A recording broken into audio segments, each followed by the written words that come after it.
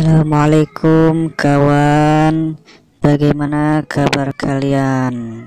Semoga kalian tetap dalam lindungan Allah Subhanahu wa Ta'ala. Amin amin ya rabbal alamin. Bismillahirrahmanirrahim. Pada kesempatan kali ini kita akan membahas tentang asal-usul songkok. Songkok yang juga disebut sebagai peci atau kopiah merupakan sejenis topi tradisional.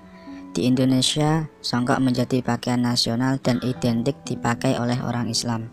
Songkok berarti kosong dari mangkok.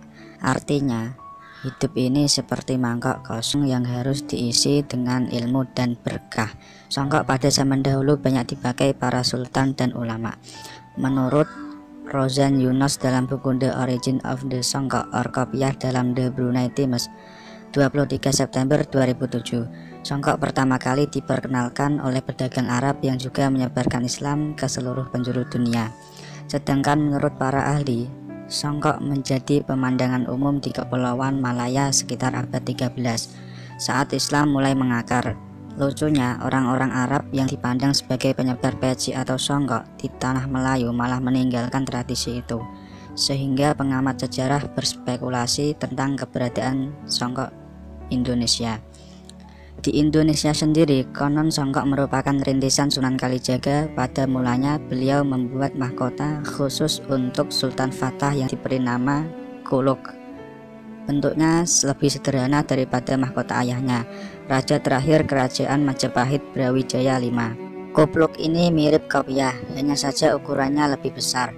Hal itu dimaksudkan sesuai dengan ajaran Islam yang egaliter, yakni raja dan rakyat sama kedudukannya di hadapan Allah Subhanahu wa Ta'ala. Hanya ketakwaan yang membedakan.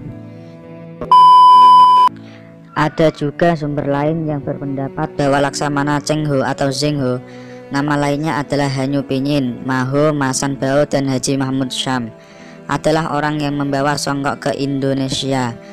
Laksamana Cheng Ho merupakan seorang pelaut dan penjelajah Cina bersuku Hui yang beragama Islam. Laksamana ini terkenal melakukan beberapa penjelajahan antara tahun 1405 sampai 1433 Masehi.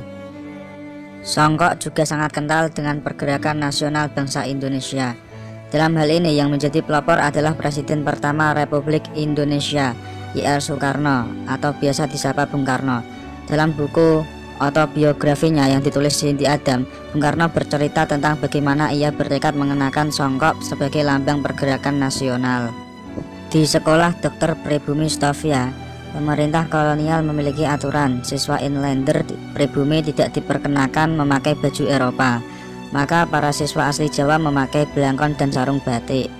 Bagi para pendatang dari Maluku atau Manado yang biasanya beragama Kristen boleh memakai pakaian Eropa. Dari sejarah ini tampak usaha pemerintah kolonial untuk membagi-bagi penduduk dari segi asal-usul etnis dan agama.